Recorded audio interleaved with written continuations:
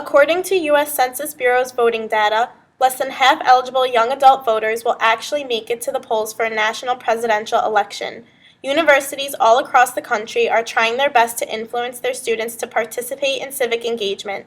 Now let's take a look at Hofstra University students and see where Hofstra students stand. So the reason why I didn't vote is because I was still a bit uncertain.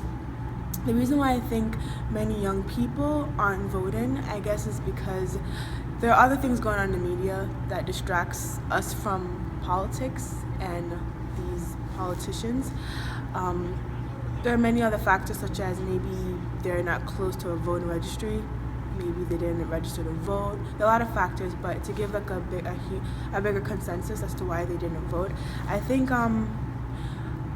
some young people aren't really realizing the value of their voices. So my perception as to why students don't vote, college students, is mostly because there's a sense that they don't know the process fully, and that lack of knowledge makes them uncomfortable with it. And I think there's also a sense that their vote doesn't matter, that ultimately the superdelegations and the parties themselves are going to put the person up that they want, and ultimately the political system is just going to put the person that they want in place. And their vote cannot change that, and so they decide not to vote.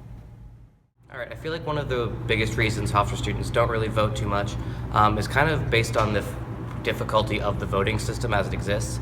Like, I'm from Massachusetts, so for me to vote in a primary, one, I have to be registered as a candidate, as part of the Republican or Democratic Party. Two, I have to find an absentee ballot somewhere, mail it back home, and all that stuff. So I think it's just very difficult for people to cast a vote like they should be able to. After interviewing Hofstra students and faculty members, it is clear that college students' voting turnouts are low for some particular reasons.